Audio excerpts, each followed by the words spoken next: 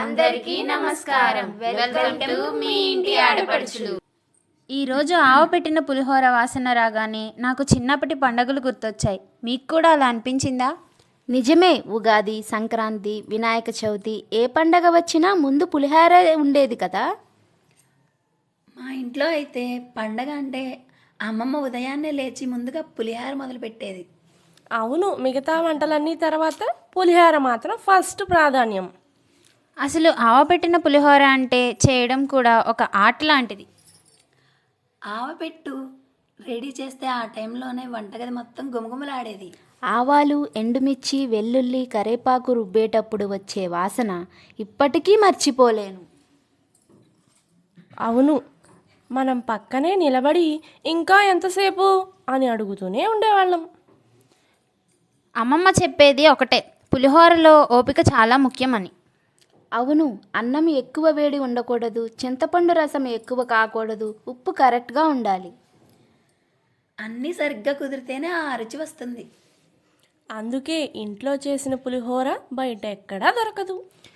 తాలింపు వేసేటప్పుడు నూనెలో ఆవాలు చిటపటలాడితే ఆ శబ్దమే ఆకలి పెంచేది.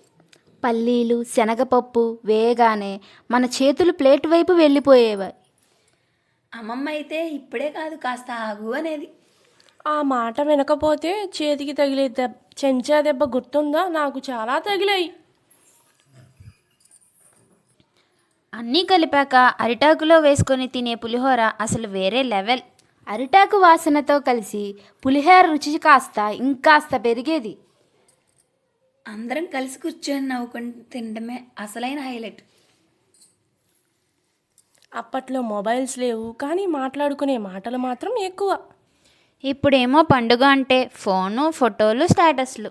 కానీ కలిసి కూర్చొని తినే సమయం మాత్రం తగ్గిపోయింది. అందుకే ఆ రోజులు ఇప్పుడంతా జ్ఞాపకాలుగా మిగిలిపోయాయి.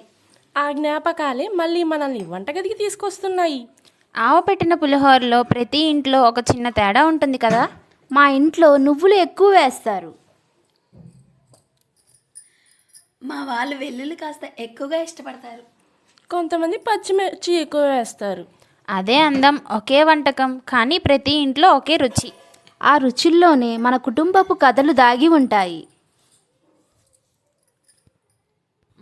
నానమ్మ చేతి పులిహోర ఇప్పుడు చేయలేకపోయినా ఆ రుచి మాత్రం మన మనసుల్లోనే ఉంది.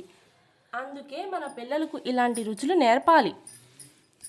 మీ ఇంట్లో ఆవ పెట్టిన పులిహోర ఎలా చేస్తారు?